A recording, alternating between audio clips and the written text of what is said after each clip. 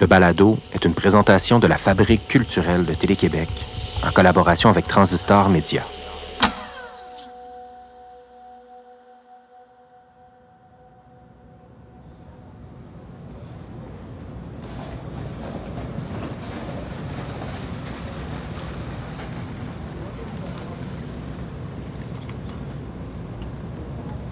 C'est pas une nuit comme les autres. Je suis loin de la maison, loin du phare, en plein Vieux-Montréal, le quartier dans lequel les gens d'ici se sentent touristes dans leur propre ville. Peut-être que c'est ça la clé pour bien me fondre dans le décor.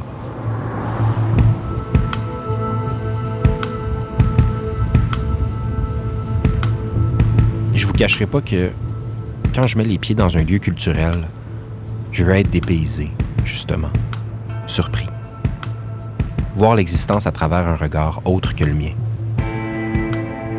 C'est ce qui m'arrive chaque fois que je rentre dans le Centre Phi et à la Fondation Phi pour l'art contemporain.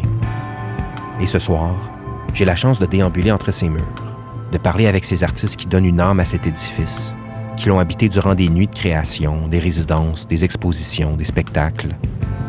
Je croise d'abord Camille Poliquin, qui a une longue histoire d'amour avec le lieu. Camille fait partie du duo Milk and Bone et elle se produit en solo sous le pseudonyme de Croy. Son travail a souvent été présenté ici. C'était les tout débuts de mon groupe Milk and Bone et on n'avait pas encore fait de concert. On était encore dans essayer de comprendre c'était quoi, où est-ce qu'on se situait dans la musique à Montréal, au Québec. Qui est-ce qui écoutait ça? On n'était pas vraiment certains. C'était plus un projet Internet jusqu'à ce moment-là. Puis c'était notre lancement pour notre premier album Little Morning qui s'est passé au Centre Phi en mars 2015, si je ne me trompe pas. La capacité de la salle au Centre Phi, je pense que c'est environ 300 personnes. Il n'allait pas avoir assez de place pour tout le monde, c'était certain. Puis c'est fou parce que le Centre Phi s'est arrangé pour que le plus de gens possible puissent rentrer dans l'établissement. Même s'ils n'allaient pas pouvoir être dans la salle, il y avait installé des écrans avec des speakers dans d'autres pièces du Centre Phi pour que les gens puissent avoir accès à cette expérience-là, même s'ils n'étaient pas dans la salle avec nous. Puis on m'en parle encore aujourd'hui. Des gens que je rencontre, des nouveaux amis qui me disent « Hey, j'étais là en 2015 au Centre Phi. J'étais pas dans la salle, mais j'étais dans l'établissement. Puis on a vécu ça tout le monde ensemble. » Puis pour nous, c'était vraiment comme un premier événement vraiment marquant de moi, en fait, ma carrière. Puis c'est, depuis ce moment-là, ma relation avec le Centre Phi a comme été cristallisée.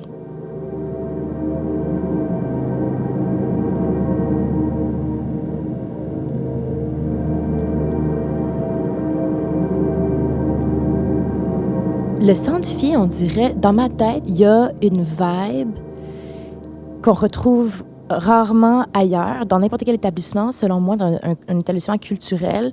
On est comme dans un film, il y a plein de touristes alentour, puis quand on rentre à l'intérieur, pour moi, en tout cas, il y a vraiment un sentiment de sécurité et d'entrer dans quelque chose qui est important. À l'extérieur, c'est vraiment un building du Vieux-Montréal en pierre, ouais. C'est magnifique. Puis à l'intérieur, quand on y entre, c'est extrêmement contemporain.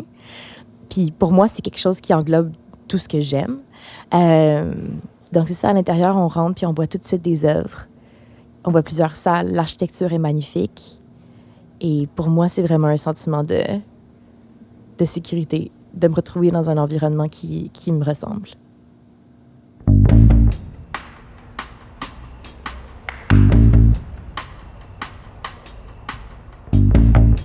On va retrouver Camille plus tard, mais avant d'aller plus loin, je tenais à parler à un vétéran de la création numérique, le réalisateur Vincent Morisset.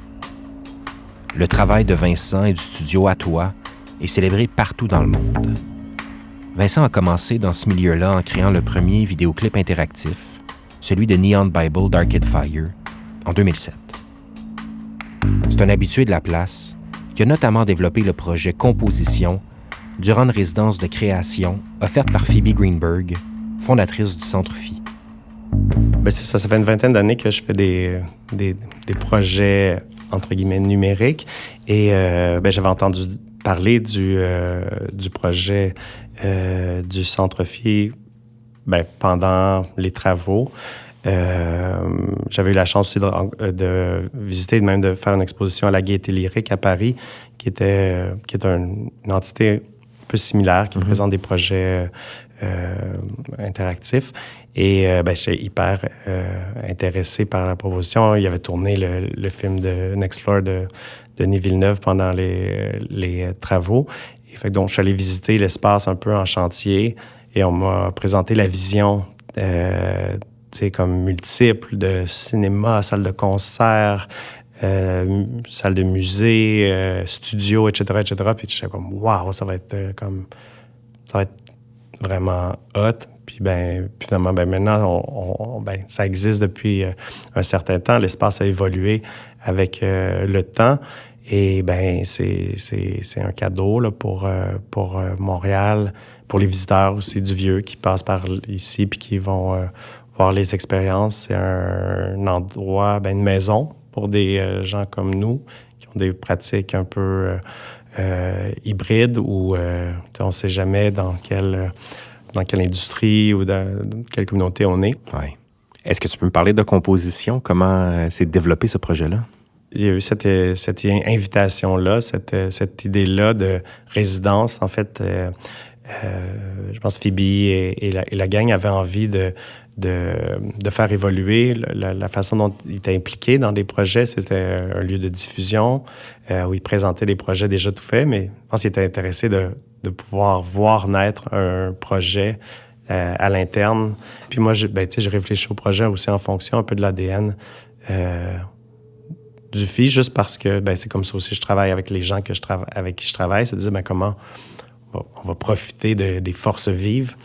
Le Centre FI ont une grande expertise dans la distribution de projets virtuels, mais ils font des installations avec ça. Puis je me dis, on préfère une installation interactive à échelle humaine, un truc où on explore Puis là, je me dis, ça pourrait être une œuvre un peu synthèse, qui distille d'une certaine façon mon vocabulaire, mes influences. Puis j'avais envie aussi d'explorer la prémisse de la réalité augmentée / réalité mixte. On s'y perd un peu des fois là, dans les définitions, mais cette idée-là comme je disais un peu avant, d'interagir avec notre propre monde, mais qu'il y a de la magie qui émane de ça, mais sans casse, sans cossin ou interface. Sans dispositif. Exactement. Fait que c'est ça la prémisse. Je dis, on va essayer de trouver une façon de faire interagir des gens dans un lieu, puis que, dépendamment de ce qu'ils font, ça va transformer l'univers, ça va transformer la musique.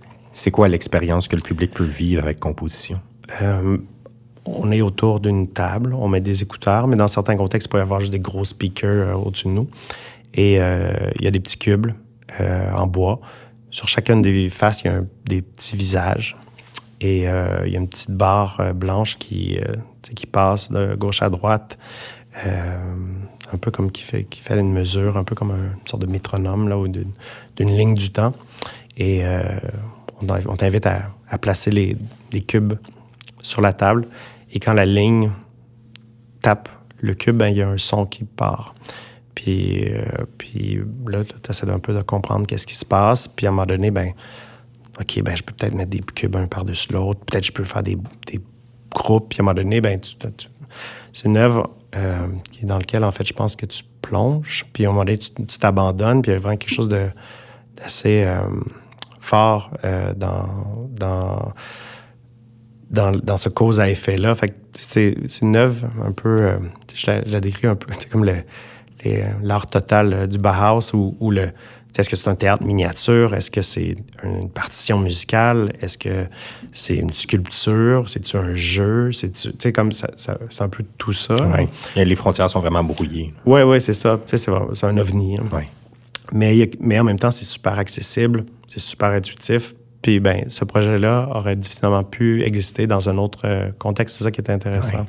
La résidence a aussi été en pleine pandémie, où on était tous un peu stockés chez nous, dans nos studios. Puis là, d'avoir cette autre adresse-là dans le Vieux. Le Vieux, c'est comme, en tant que Montréalais, c'est pas un endroit où on va souvent. Fait que c'est comme un peu le matin, de sortir au métro, Square Victoria, d'aller là. On avait notre petit rituel, ça nous a fait du bien à nous aussi de sortir de notre tanière. On avait la nature de notre studio, on était une microscopique bulle. Fait qu'on était c'était legit.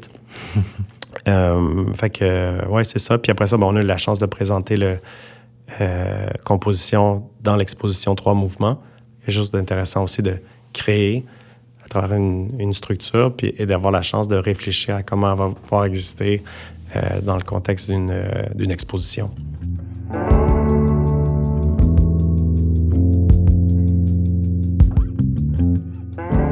Je retrouve Camille Poliquin, alias Croy, qui a aussi travaillé dans le lieu durant la pandémie. L'équipe de filles lui a permis de passer des nuits ici, alors que la province au grand complet était fermée. Le fait de ne pas pouvoir être dans la même pièce avec mes bandmates, puis mes amis, puis de pouvoir faire des spectacles, on me dirait que j'avais pas envie d'être dans l'attente, j'avais envie de trouver une manière, puis de penser à « OK, mais mettons que c'était comme ça pour toujours. Comment est-ce que je me positionnerais dans cette optique-là? » Puis ça fait quand même longtemps que j'ai comme une obsession / terreur des bras robotisés. On dirait qu'ils me fascinent, mais ils me font peur en même temps. Puis c'est à ce moment-là que je me suis dit, j'aimerais vraiment ça, trouver une manière de dompter / apprivoiser ces machines-là pour faire en sorte qu'ils fassent partie d'un concert avec moi. Peut-être de leur apprendre peut-être à jouer de la musique ou à être peut-être des danseurs. C'était vraiment une idée assez floue à ce moment-là. Et c'est devenu une genre d'étude sur la relation entre l'humain, le robot, la musique et le mouvement. Et les relations entre ces différents aspects-là. Et j'en ai parlé au Centre Phi. Et ils m'ont dit, on aimerait ça le présenter. Puis ça, pour moi, c'était quand même quelque chose d'incroyable aussi, parce que c'est comme mon premier projet sur lequel je travaille avec la robotique, qui est un projet un peu plus dans le art performance art. Et donc, ce premier projet-là, pour moi, a été présenté au Centre Phi, qui est mon établissement, l'établissement que je respecte le plus à Montréal en termes de culture, puis de goût, puis de tout ça. Fait que c'était vraiment un immense honneur pour moi de le présenter à cet endroit-là. Je suis curieux de savoir, de travailler avec de la robotique, qu'est-ce que ça apporte? Moi, j'ai vraiment une relation particulière avec ces robots-là, je pense. Je les aime énormément. Pour moi, ça devient vraiment comme un collaborateur, un ami, tout ça. J'ai appris un peu à manipuler le robot, à voir comment je pouvais programmer ces affaires-là, mais pour moi, c'est pas exactement ça qui m'intéresse. C'est vraiment le rendu.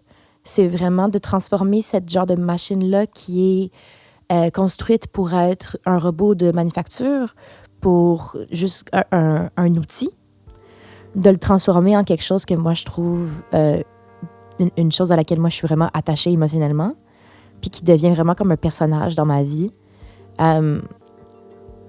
Fait que, ouais. Il y a un autre artiste que j'ai rencontré en me promenant dans les installations de Phi, plus spécifiquement à la Fondation Phi pour l'art contemporain sur la rue Saint-Jean, à Montréal. C'est l'artiste multidisciplinaire Manuel Mathieu, originaire de Port-au-Prince et installé à Montréal. C'est un homme fascinant et excessivement talentueux. Dis-moi, Manuel, est-ce que tu passes beaucoup de temps en studio par les temps qui courent? Oui, quand même. Ouais, définitivement, j'ai plusieurs expositions que je prépare en ce moment. J'ai une expo qui va partir à la fin du mois. Ça va être à Londres. Et je prépare une autre expo en juin à Shanghai. T'es dans un mode de production, de création oui, en ce moment? j'essaie de m'emmener pendant qu'on se parle. Là. C'est comme... Mon cerveau explose. Tu vas exposer à Londres. Je pense que tu as déjà passé beaucoup de temps dans ta vie dans cette ville-là. Tu as étudié à Londres? Oui, j'ai étudié à Londres. J'ai étudié en 2013 jusqu'à 2015. Donc, j'ai habité là-bas. Je suis parti en 2016. Fait que là, après ça, tu es revenu à Montréal après Londres? Je suis venu à Montréal, retourner chez ma mère parce que j'étais endetté jusqu'au cou. J'ai essayé de prendre un studio et j'ai commencé à être un artiste à temps plein. Comment t'as trouvé ça, ce retour-là à Montréal? Parce que là, ça fait plusieurs années que tu présentes ton travail ici, mais partout à travers le monde. Mais comment ta pratique à toi, elle est reçue au Québec? Je pense que ça a pris un petit peu de temps quand même, parce que quand je suis retourné, j'avais un atelier, puis il y a plusieurs personnes qui sont passées me voir, ils ont regardé mon travail. Et j'ai eu le show au musée. Je pense que l'été 2020, j'ai eu 3 shows. Un solo au musée, le musée des Beaux-Arts de Montréal. Ouais. J'ai eu j'étais un groupe show au Centre Phi et un autre groupe show au musée d'art contemporain de Montréal. Fait que ça a débloqué. Hein. Ouais. J'aime pas parler en termes de généralité en disant que les Québécois m'ont ouvert leurs bras, tu vois ce que je veux dire? Parce que c'est très... c'est morcelé, tu vois, c'est complexe. Donc, je veux pas dire les Québécois, mais on va dire les institutions québécoises, pour rester pragmatique, ont reconnu mon travail, si on veut. Est-ce que tu sens que ton vécu puis tes expériences personnelles et toute la lignée qui vient avant toi, ton histoire, ton patrimoine, est-ce que tout ça, ça se retrouve dans ton travail? Au fait, l'idée, c'est pas absolu. Hein? C'est pas parce que t'es Jamaïcain que la Jamaïque se retrouve dans ton travail. C'est pas parce que t'es Québécois que le Québec se retrouve dans ton travail. Je pense qu'il faut que t'aies une certaine sensibilité à ton histoire, à ton passé, à ton legs, tu sais. Et ça, c'est un choix. Parce que on peut le nier, ça. On peut dire, OK, moi, je suis haïtien, mais je veux pas parler d'Haïti, tu comprends-tu? Donc, dans la question, les gens ont tendance à penser que comme tu viens d'un certain endroit, tu transportes cet endroit avec toi. Ouais. Moi, je pense pas que c'est un absolu. Non, t'es pas un porteur de drapeau, là. Ouais, mais je fais le choix, par contre, de porter cette réalité-là. Tu as parlé de tes expos, tes 3 expos en 2020. Il y avait 2 expositions collectives, dont une au Centre Phi, Relations, la diaspora et la peinture. Ouais. Qu'est-ce qui est pertinent dans traiter des réalités puis des questions diasporiques puis de la peinture avec ça? Ouais, hein, ça, c'est une bonne question. Pourquoi la peinture? Mais déjà, la peinture, c'est l'art. En fait, la représentation, c'est l'une des formes les plus anciennes de manifestation spirituelle, si on veut. Et je pense que c'est important de comprendre qu'il y a différentes humanités, il y a différentes réalités dans notre humanité. Et plus on est capable de la voir, de la sentir et de s'approcher des différentes complexités, ça nous permet de mieux nous connaître, de mieux nous voir. Tu vois ce que je veux dire? Moi, c'est important de pouvoir amener mon grain de sable dans cette réalité-là, par rapport à cette réalité-là, tu vois? Ce lieu-là nous permet j'ai l'impression, de voyager à travers beaucoup d'œuvres et d'artistes. Pour toi, comment tu vois ça, Phi, dans le paysage culturel québécois? Bien, c'est le cœur d'une société, selon moi. Puis pas seulement québécoise. OK? Parce que je pense que c'est une institution qui nous permet, comme tu dis, de voyager et qui complète notre réalité. Rendu là, c'est une institution qui complète notre réalité et à l'échelle nationale. Okay? Parce qu'il y a des expositions que j'ai vues au Centre Phi qui sont de calibre international d'une part et de qualité internationale. Je suis allé voir des expositions au Centre Phi qui m'ont renversé. Puis les meilleures expos pour moi sont les expos quand tu finis de les voir, tu sors, puis la réalité est comme plate. C'était vide, tu sais. Ouais. Parce que l'artiste m'a tellement amené dans une profondeur, dans une manière de comprendre la réalité, de pousser, de créer une sorte d'élasticité sur la réalité. Quand tu sors, tu vois tout, rien ne bouge. Ouais. Tu comprends? Ouais. Rien ne bouge. Tandis que dans le contexte il y a des expositions, tu rentres dans la tête de quelqu'un, puis c'est en train de vibrer. Tu comprends? Puis ça, j'ai vécu ça plusieurs fois au Centre Phi. Donc, ça vous dit tout, là. Je sors des installations de Phi avec, moi aussi, la tête en ébullition. Le philosophe français Charles Pépin écrivait dans son livre « La rencontre, une philosophie » qu'une véritable rencontre nous transforme, que c'est une plongée dans un autre univers, un choc avec l'altérité, et tout ça modifie notre trajectoire. En marchant dans la ville cette nuit, j'ose espérer que les rencontres de ce soir et de toute l'année à Cigale Nocturne auront infléchi un peu vos chemins respectifs.